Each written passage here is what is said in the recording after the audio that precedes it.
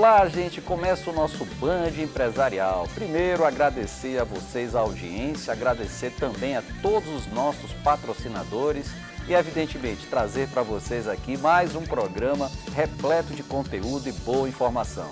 E hoje estou num lugar muito bacana e tendo a honra de entrevistar um amigo que está fazendo um trabalho belíssimo à frente da Federação do Comércio do Estado da Bahia, meu querido Kelso Fernandes. Prazer estar com você aqui mais uma vez no nosso Band Empresarial, Kelso. Prazer é meu amigo. Prazer revê-lo aqui com saúde e poder mais uma vez aqui atender o seu convite para que a gente possa falar um pouquinho das coisas do nosso sistema comércio da Bahia. É verdade. E o que me chamou a atenção, Kelso, que está sendo pauta aí hoje, basicamente essa questão das bets, né? De alguma forma, eu sempre opino, digo minha opinião claramente, tenho vários sinões em relação ao uso das bets e essa coisa como funcionou, mas notadamente de um dado mais concreto dado pela CNC, de que o brasileiro está se endividando em função das bets. Eu vejo com muita preocupação, tá? Nós aqui do Sistema Comércio da Bahia, vemos com muita preocupação essa problemática toda das bets, né? Infelizmente, as notícias que nos chegam são extremamente preocupantes, tristes, porque a gente vê um descontrole total desse problema, né? A gente tem um monte de sites online, essa jogatina descontrolada que está. A gente ouviu aí o ministro começar com um discurso, o ministro da Fazenda, mais precisamente, começar com o discurso de que tínhamos alguma coisa em torno de 600 sites irregulares no Brasil e hoje nos chega aí a 2.000 e tantos sites dizendo que estão tirando do ar. Aí eu pergunto, ninguém nunca viu isso? O governo que tem a obrigação de controlar, de fiscalizar, de não permitir essas irregularidades, nunca viu? Pessoas que estão se endividando, deixando de consumir, né, bens de sobrevivência, viciadas nesse jogo desenfreado, com a esperança de que vai resolver a sua vida financeira nessa jogatina descontrolada que está acontecendo. E a gente sabe que esse tipo de jogo não resolve a vida de ninguém, muito pelo contrário, só cria inimizade, insatisfação, desunião dentro da família, né? A relação familiar se destrói porque a pessoa se vicia, usa recursos que não tem. Já visto o escândalo do Bolsa Família, pessoas que recebem, como é que eu diria, doações da sociedade, né? Porque esse dinheiro do Bolsa Família é um dinheiro da sociedade brasileira, jogando nessas bets descontroladamente, deixando de consumir, prejudicando demais toda a economia brasileira. E aí a gente vê com números, né? O que faltava de alguma forma era alguém fazer essa apuração para saber exatamente o que é que a gente está falando. E que eu li recentemente, algo em torno de 68 bilhões são gastos por essas pessoas que jogam nas bets, muitas vezes pessoas essas, como você próprio disse, presidente, em condições que deixam de colocar um prato dentro de casa para poder estar apostando, imaginando que dali vai sair uma fartura. E eu não conheço ninguém que está aí fazendo o seu mundo, de alguma forma gerando riqueza, que veio oriundo de jogo, e principalmente jogo de azar, que nós chamamos isso de jogo de sorte. Nós queremos deixar clara a nossa posição do seguinte: nós não somos contra o jogo, né? É uma coisa mundial, da sociedade como um todo, né?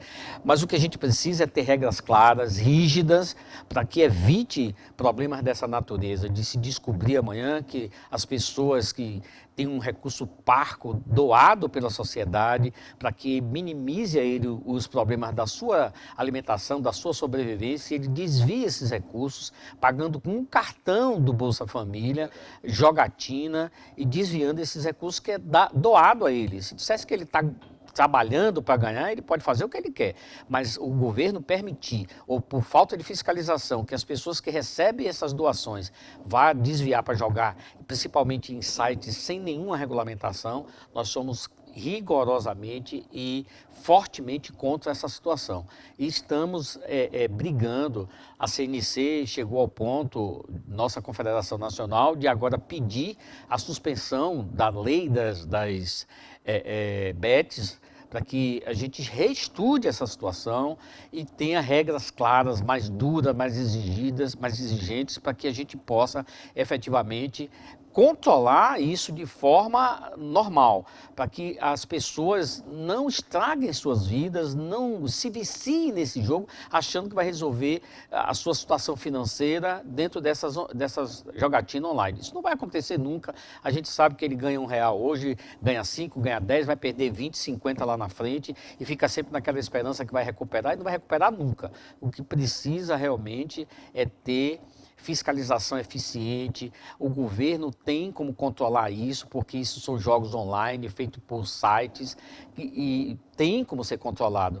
Eu usei no outro dia como exemplo o problema que houve com o X, né? Que descumpriu regras brasileiras, legislação brasileira e foi punido ao ponto de sair do ar. Como não se vê que essas bets estão cometendo os mesmos problemas, burlando a legislação, e quem pode garantir que essas pessoas estão perdendo em jogos legais, né? Então a gente precisa efetivamente repensar essa situação das bets no Brasil, para que a gente possa garantir à sociedade que tudo transcorre de forma natural. E aí não deixa de ter também uma defesa da bandeira do próprio comércio, que perde esse dinheiro, algo em torno de 117 bilhões anuais, que perde esse dinheiro que poderia estar sendo utilizado para alimentar famílias e de forma legal, ou seja, que recolhe seus impostos, que faz as coisas todas acontecerem, presidente. Então, de novo, é mais encampando um problema, digamos assim, difícil de lidar e que, de alguma forma, a Federação do Comércio, junto com a Câmara Nacional, também está encampando, né? Eu vou repetir, você vai me permitir, Azevedo, repetir, nós não somos contra os jogos, né? O governo tem inúmeros jogos regulamentados, a gente está trabalhando aí novamente para se regulamentar os cassinos no Brasil, e aí cria automaticamente uma preocupação. Será que quando esses cassinos voltarem vai ter fiscalização eficiente? Porque o argumento há anos atrás, há décadas atrás, da suspensão dos cassinos era porque faltava fiscalização, é porque existia muita irregularidade, muita gente viciada, destruindo suas famílias. Será que quando voltar nós vamos ter essa garantia? Então, o que está acontecendo com as bets agora é um sinônimo disso, tá? Você falou que prejudica o comércio. Isso perde-se geração de emprego, geração de negócios, pagamento de impostos, fazer a economia girar e crescer, porque esse país precisa gerar emprego e renda.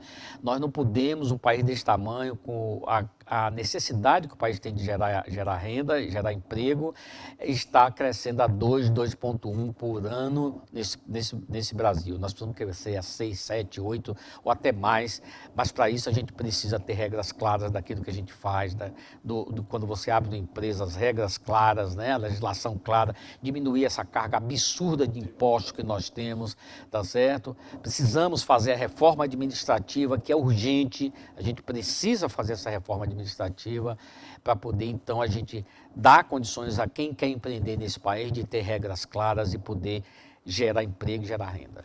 Muito bem citado, presidente, por você, mas a gente tem aí, falou de reforma administrativa, mas temos também aí, muito próximo, a reforma tributária. E os prestadores de serviço, notadamente, reclamam de maneira muito veemente de que haverá um aumento da tributação para essa categoria, onde tem aí também uma grande parcela dos associados da Federação do Comércio.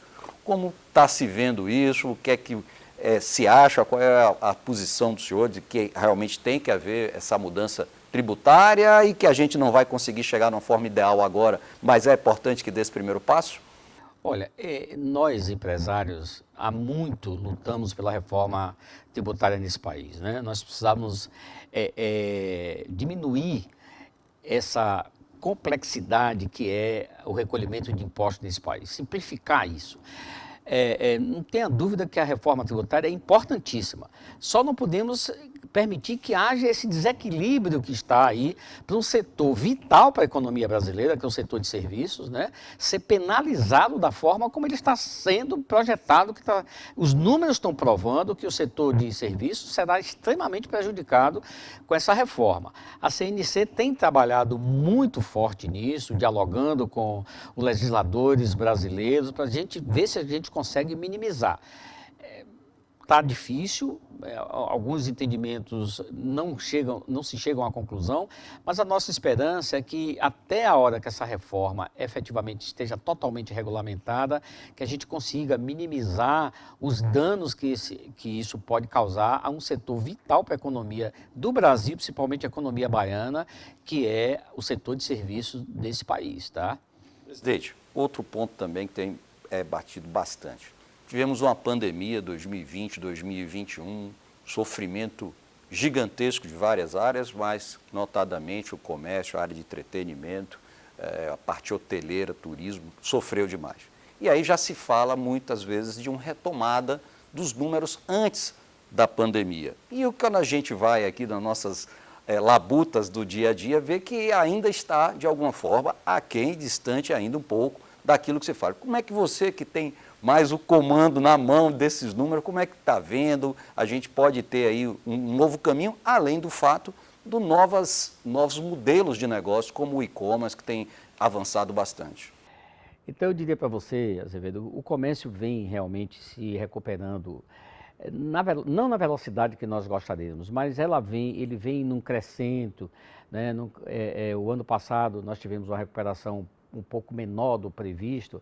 Esse ano nós estamos com bastante esperança que o comércio se recupere. A gente tem visto novas gerações de empregos, o empresário investindo, né? As lojas com mais movimentos, os shoppings estão realmente muito movimentados. O setor de turismo, que foi um dos grandes prejudicados, tem se recuperado fortemente. Em 2023, os números mostraram que o setor cresceu bastante. Esse ano nós estamos aí com o setor realmente muito bem procurado, né? Os negócios estão muito bons, até pela situação do dólar e do euro, que estão muito altos em relação ao nosso real. Verdade.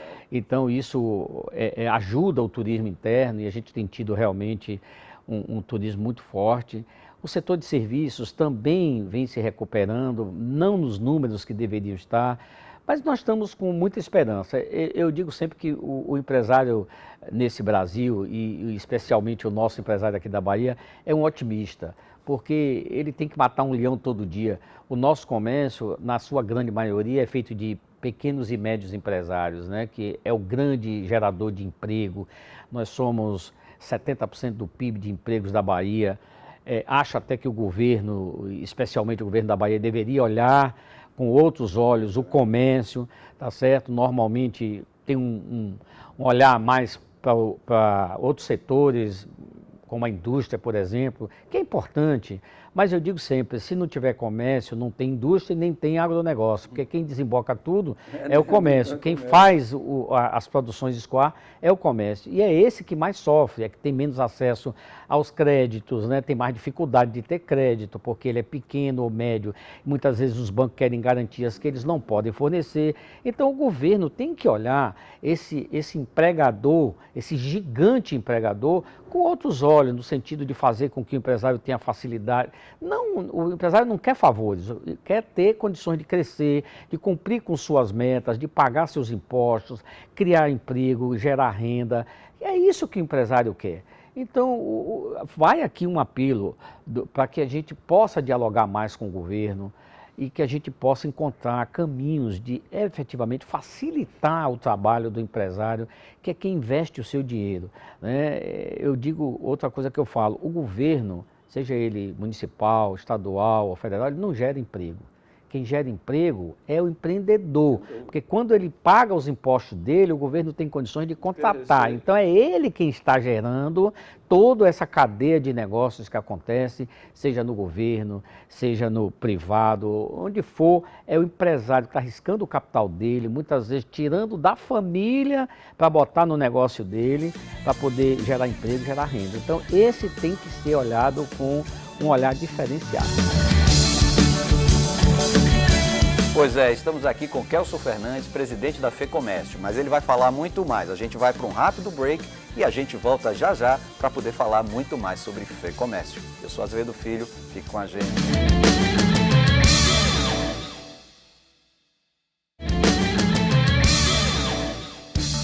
Pois é, estamos de volta aqui da FEComércio, tendo o prazer de entrevistar Kelson Fernandes, presidente desse famoso e conhecido prestador de serviço para a comunidade nossa soteropolitana e da Bahia.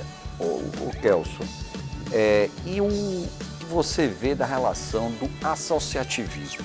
O que eu vejo por muitas vezes é que nós, empresários, falamos, discutimos, reclamamos, mas por vezes não nos unimos através de uma federação, através de uma associação, para que esse grito se torne mais forte, para que não tenha um carimbo, não é a empresa A que está gritando, é um conjunto de empresas, é um setor específico que está pleiteando desse público, que com certeza nos ouvirá melhor caso a gente tenha mais força, mais gente participando.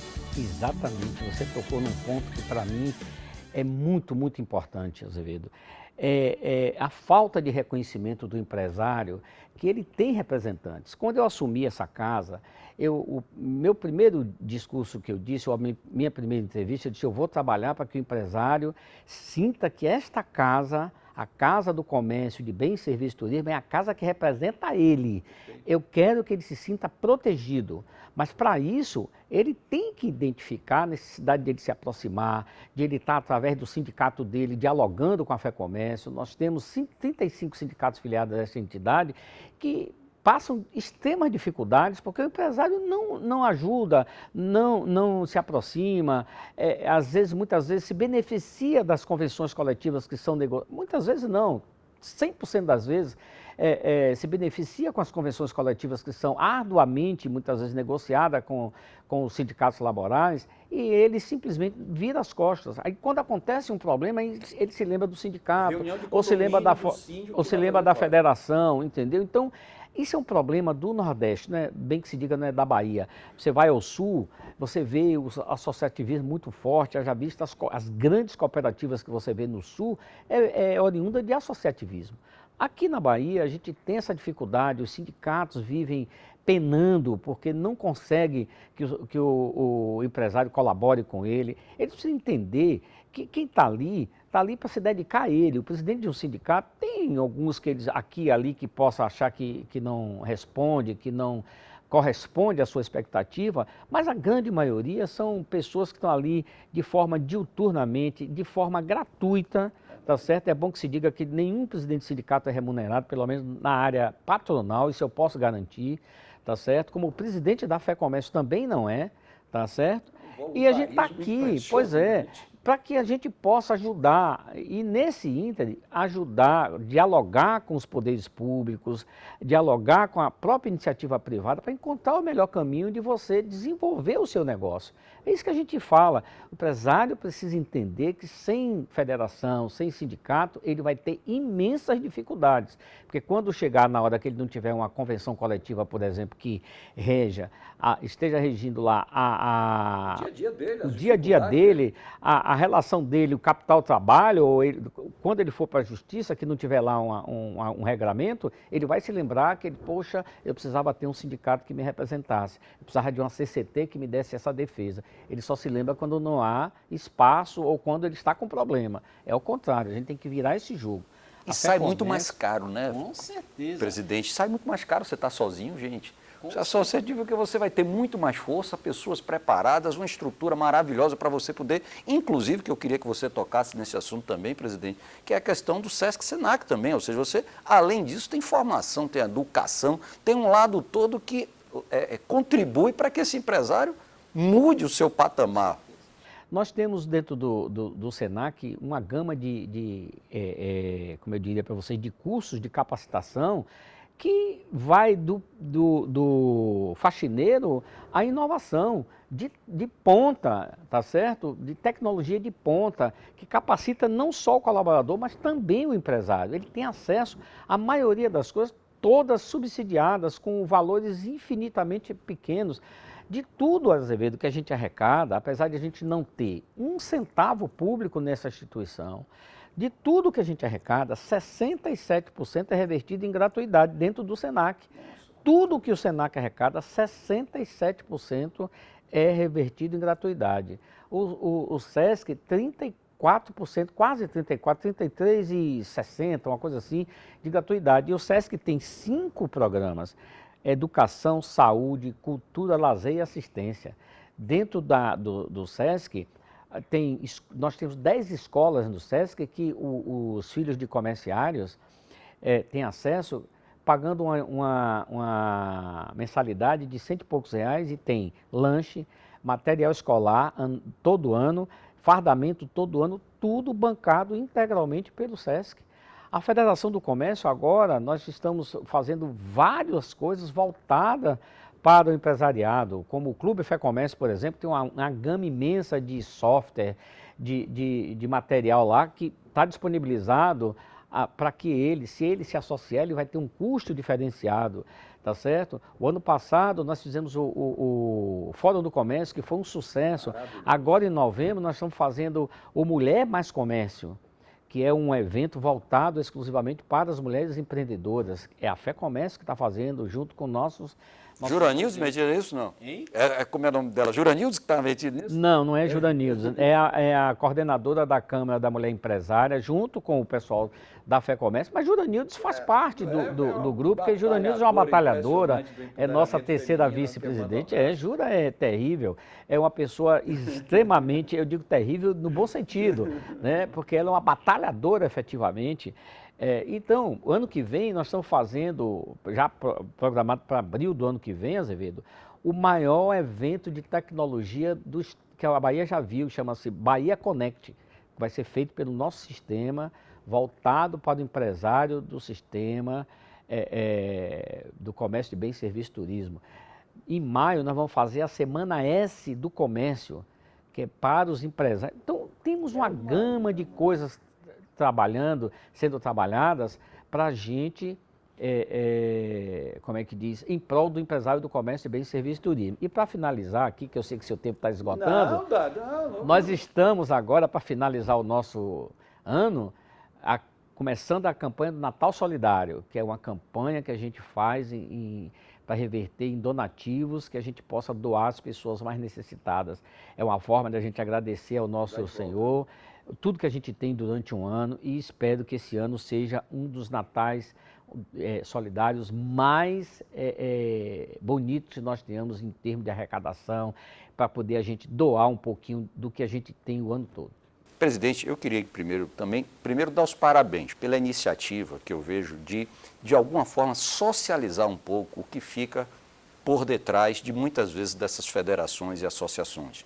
Então, o que a gente vê muito claramente é que a gente olha o que é a Federação do Comércio, e muita gente da sociedade não sabe.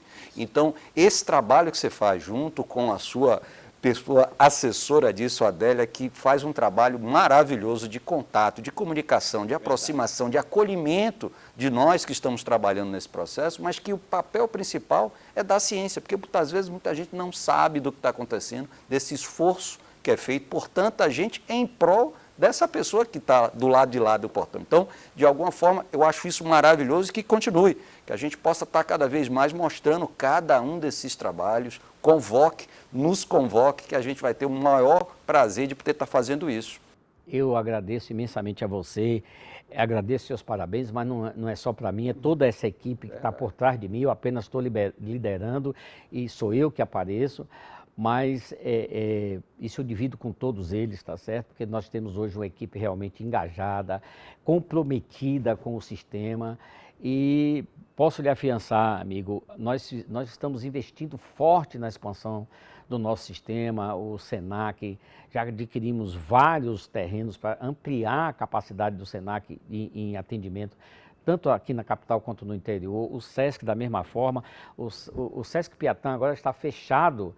Só o SESC Piatã nós estamos investindo 220 milhões para recuperar toda aquela unidade e reconstruir ela com novos equipamentos para que a gente possa disponibilizar ao comerciário e à sociedade da Bahia o melhor equipamento de lazer que vai existir em Salvador. E aí, contra o tempo, viu? Contra o tempo. Você disse que o tempo meu está apertado, mas o seu também é apertado, mas eu quero chamar de novo um novo tema que cheguei, chamado a nossa cultura, o nosso teatro. Sim, né? O nosso teatro, Casa do Comércio, que é uma casa maravilhosa, hoje talvez o maior local, depois do fechamento do Teatro Castro Alves, talvez a maior tela que a gente tem aqui, a maior praça que a gente possa estar tendo, para poder usar cultura. E o cultura está vindo não só através de shows, mas através de muitas coisas baianas que eu tenho visto aqui, que quero dar também aqui, que você faça o seu registro e convoque aí as pessoas para poder fazer uso dessa casa maravilhosa. Esse teatro é a menina dos olhos do nosso início de trabalho, né?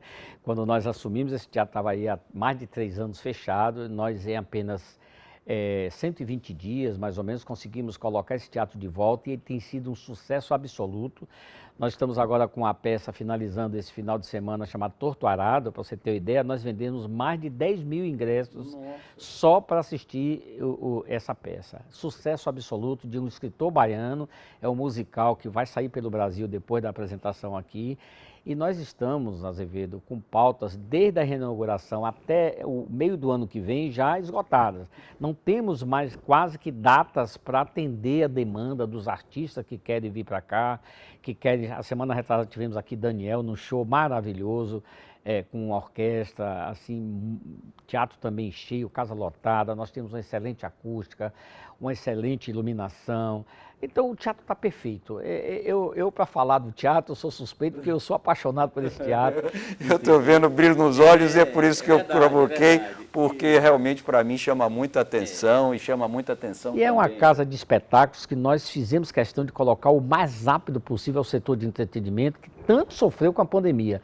Então nós tínhamos identificado isso e para desacerto, o Teatro Castro Alves teve aquele princípio de incêndio que está fechado até hoje para se recuperar e tal. Então, o maior teatro que nós tínhamos disponível era o nosso. Então, nós identificamos, vamos correr, vamos colocar esse teatro de volta para a sociedade, porque com certeza ele será muito bem utilizado. E está sendo efetivamente bem utilizado. O investimento que nós fizemos de 15 milhões de reais para recuperar esse teatro todo, mas valeu a pena e está valendo e valerá a pena por muitos anos. Com um detalhe, viu gente, você sai e tem no 11º, salvo engano, um restaurante, tem happy hour, tem tudo, então você está, que hoje tanto se discute nossa questão de segurança também, num ambiente gostoso, maravilhoso, muito aconchegante. Então, repito, presidente, parabéns por tantas ações. Viemos aqui conversar, mas eu digo o seguinte, para tudo isso é preciso que as pessoas possam aplicar seu dinheiro e o baiano possa aplicar dinheiro em coisas legais, em coisas possíveis, regulamentada, com regras claras e transparentes. Verdade. E para poder utilizar dessa forma em benefício de toda a sociedade. Com certeza. E o sistema comércio está aqui à disposição do empresário, do comércio, de bens, serviços e turismo, para dialogar com ele, para ele colocar para nós aqui as suas dificuldades, as suas esperanças, no setor de capacitação, o que é que ele precisa para que a gente formate esses cursos, o que for necessário para que ele possa desenvolver bem. O SESC protegendo os comerciários, que são os colaboradores dos empresários que bancam esse sistema. E a FEComércio dialogando com os poderes públicos, defendendo politicamente, efetivamente, os empresários do comércio de bens, serviços e turismo. Presidente Celso Fernandes, muito obrigado. Aqui encerra o nosso Band Empresarial, mas lembrando sempre, terça-feira que vem, de novo, 13h30, estaremos de volta, não só na Band TV, como também no YouTube. Agradecer de novo aos nossos patrocinadores, agradecer a sua audiência e dizer, fique com a gente, eu sou Azevedo Filho.